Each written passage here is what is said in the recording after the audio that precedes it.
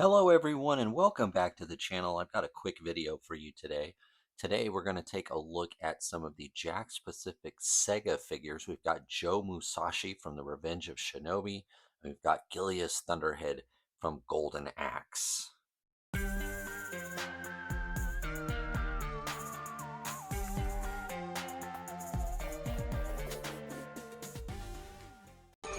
Welcome to the party, pal! Okay, so let's just do a really quick rundown of the packaging. There isn't much to see here, but I do want to say I have done several figures from this line on the channel. I'll try to leave links to them throughout this video. Like right now, I'll try to put one in. Um, I like these figures. I like them a lot. They claim to be 118, but they're actually more like 5" or 5 1/4. But let's quickly look at the packaging. Got a nice image here from the game, it looks like, or maybe from the cover of the game. And there is the character Gilius. He's kind of crouching down right there. It's not very easy to see. Hopefully this means that we'll get these two characters as well. You never know. There's the picture, or there's the figure in the bubble. Very deep bubble. These figures run for about 10 bucks. You get a lot of plastic for 10 bucks. 24 points of articulation, and there is a real image of him from the game, and a nice glamour shot there. Let's take a look at Joe Musashi now. Again, kind of a rendering. I think this was probably on the cover of the game. I'm not sure who that is, but maybe we'll get him as well. Logo there, I missed that on here, but there's the logo there of the game on the top, as well as here. Big bubble again. And this guy's got 28 points, so he's got a few more points. He's got 4 more points of articulation than Gilius here. There's another image of him from the game. There is a glamour shot of the figure. So that's the packaging. Let's get them open. Okay, and here we've got Joe Musashi and Gilius Thunderhead out of packaging. And you know what? They're pretty good. These are really good. It's the scale. The thing that's throwing it all off is the scale. It's much easier to get away with it with this little guy than it is with Joe Musashi here. But they are really super articulated. Off camera, I was trying to figure out where those 4 extra points of articulation are, and I think I figured it out. And I'll show you that in a second. They both come with one accessory. Well, I guess he actually has more than one, because he does have the scabbard here, which I think you could remove if you really try. Probably warm it up a little bit, get it over this piece here. So I guess he has 2. He's got the katana blade that does fit into the scabbard there, the sheath, and then we've got the axe here for Gilius. So I guess we'll start quickly here with Gilius because he's small, go a little faster. Very cool, very nice sculpt, nice straight eyes, and nice, skin tone. You can see the boots here. A lot of sculpting in this guy. He's a short, stocky, tough guy. I wish there was a little bit paint apps there in the axe. Not a big deal. Nothing that someone can't do, even with my skill level of customization. Does have one open hand here. Not sure what that's for, because he can only grip the axe with the one hand, but he also has that same one open hand. I can't remember if the other figures were like that. Pretty good, pretty good. A little wash would make this guy look a lot more realistic, because he has, his green, everything. He's pretty bright, but you can see how well that the beard, mustache is sculpted, even here in the back. All the musculature. It's a good figure. It's a good little figure. Well worth the $10, I think. Gonna fit in nice with my fantasy stuff. Joe Musashi here. Um, I like him even more than this guy. It's just his scale. Man, I wish this was the right scale, because this guy is awesome. He's got all the articulation you need. I like the design of his outfit. Very Storm Shadow. Very cool. I mean, you can get him in really good poses, because he does have really good articulation. So they didn't cheap out on this guy. It's a lot of plastic for 10 bucks, a lot of articulation, and it's just unfortunate the size of him, the scale of him, because he is off. And we'll do a quick size comparison before we get out of here. But let me go over the articulation really quick with him, and I'll tell you what he has that he doesn't. So this is kind of for both of them. He does have a ball jointed head. He's got a diaphragm crunch, ball joint at the diaphragm. He also twists at the waist.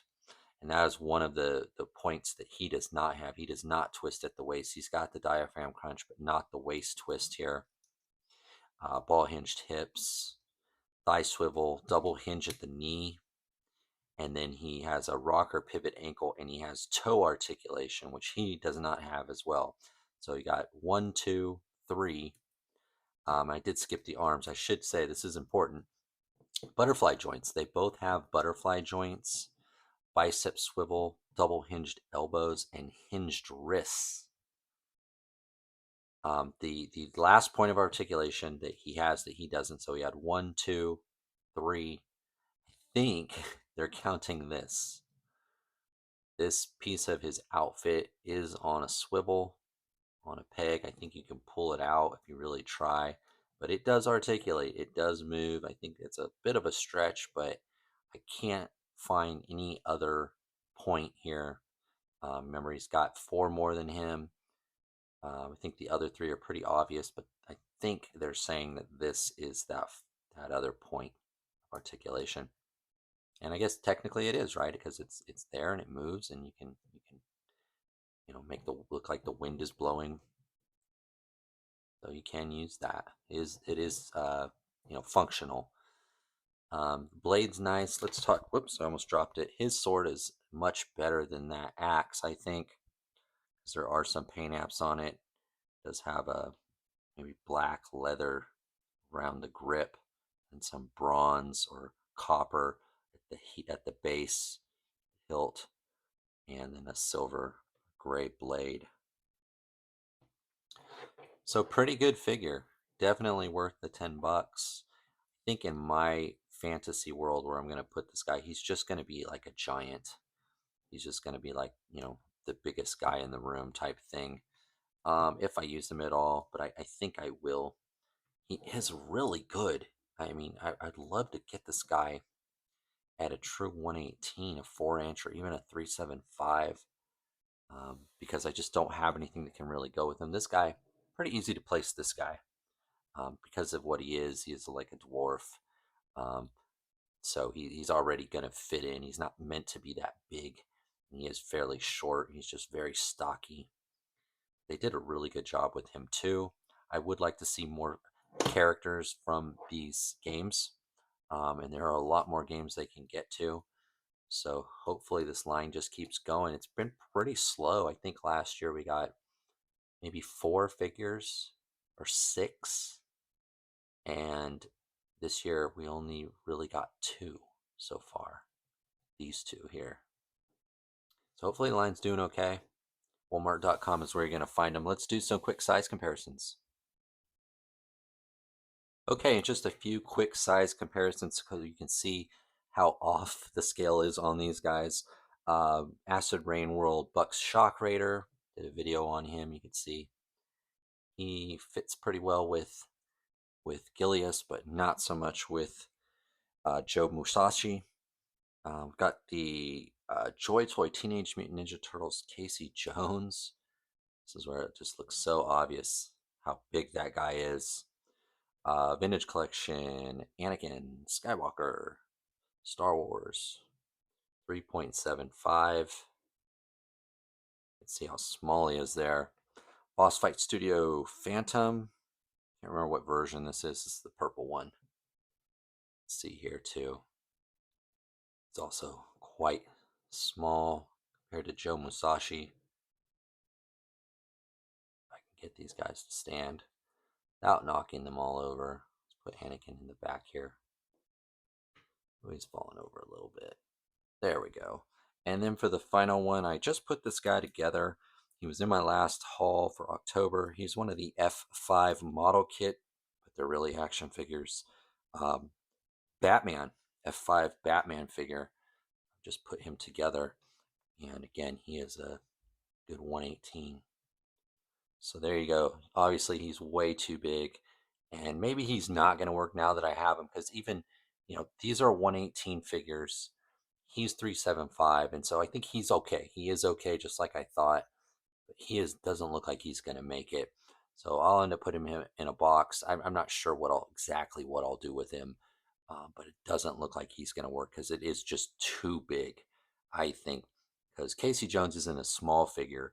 Um, you can see he's actually bigger than all these other guys. So he's kind of large already for 118, but he's definitely not as big as Joe Musashi. Okay, guys, so in conclusion, I do really like these figures. I think they're really good. It just seems like they have a problem with the scale for the human characters when it comes to the beasts, the dwarf. I think the scale's great. It works well, but it's just the scale of the human characters. So, if you're a 118 fan only, I guess stay away from this guy. But he would go really well with the 5-inch like Dragon Ball characters, um, or like the Demon Slayer, McFarlane or Bandai type stuff. He fit in really well with that because he is more to that scale. Um, but I think this guy fits in just fine. I like the price point. I like the character selection. I like the articulation and the sculpt. Even the paint, even the paint. Even though there's not a lot here, not a lot of shading or anything. But these are from a video game. They're screen accurate. As good as close as they can be. So I like them. I think they're good figures. Again, I think they're only at Walmart. I think this is a Walmart only line. So I'd go out and get them, especially this guy. Why not? Maybe paint a few of them different colors. You can get a little troop of these guys, maybe 4 or 5 of them. Um, wouldn't be that hard to paint that guy, I think, because he is so small. There's not a lot there. But that's the video, guys. Let me know what you think in the comments below, and I'll see you in the next one. Okay, bye now.